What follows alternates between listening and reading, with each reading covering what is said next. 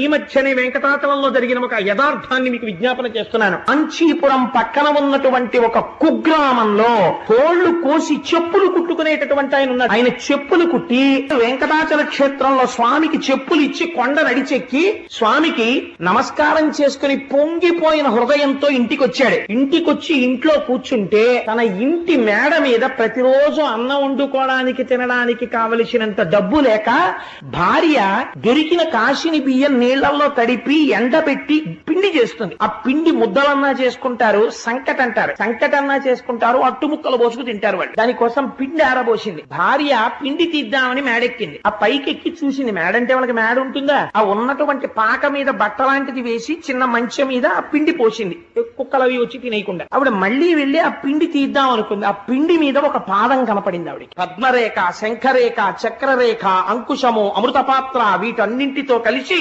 వెలిగిపోతున్న పాదముద్ర ఒకటే ఆ పిండి మీద కనపడింది. ఆవిడ చూసి ఆ పాదముద్ర చూసి పొంగిపోయి ఏమిటి పాదముద్ర అని భర్తకి చెప్పింది. ఆయన వచ్చి చూసి ఈ ముద్ర చూస్తుంటేనే అవ్యాజమైన ఆనందం వస్తోంది. పెద్దలు పంతులు గారిని ఎవరినన్నా తీసుకొస్తానని తీసుకొచ్చి చూపించాడు. తీసుకొస్తే ఆయన చూసి అయ్య బాబో ఇది వెంకటేశ్వరుడి పాదం రా అన్నాడు. వెంకటేశ్వరుడి పాదం పిండి మీద పెడితే ఆయన ఏం చేశాడో తెలుసా అండి? నాకేమొచ్చు, నా స్వామికి వచ్చి చెప్పిస్తాను. నా స్వామి కాలి సైజు తెలిసింది. మొన్న ఇంత చెప్పులే పట్టుకెళ్ళా, ఈ సైజుకి సరిపడ చెప్పు చెక్కుతానని ఒక తోలు పట్టుకొచ్చి తాను చెప్పులమ్ముకు బ్రతకవలసిన వాడు ఉన్న తోలు దాని మీద పెట్టి కోసేశాడు. ఒక్క చెప్పుకే సరిపోయింది. ఒక్క చెప్పు అందంగా కుట్టి తల మీద పెట్టుకుని నడుస్తూ వెంకటాచలం వెళ్లి కొండెక్కే మార్గంలో ఇచ్చేస్తానన్నాడు. అదే సమయంలో శ్రీకాళహస్తి దగ్గర వేరొక చెప్పులు కుట్టేవారింట్లో కూడా ఇదే పాదం పడింది. అక్కడ ఎడం పాదం పడింది, ఇక్కడ కుడి పాదం పడింది. ఆయన చెప్పు కుట్టి తల మీద పెట్టుకుని ఇద్దరు ఒక్కొక్క చెప్పే పెట్టుకుని కటిక దరిద్రులు చెప్పులు కుట్టమ్మేవాళ్ళు చెప్పు పట్టుకుని ఇద్దరు చెప్పులు పట్టుకుని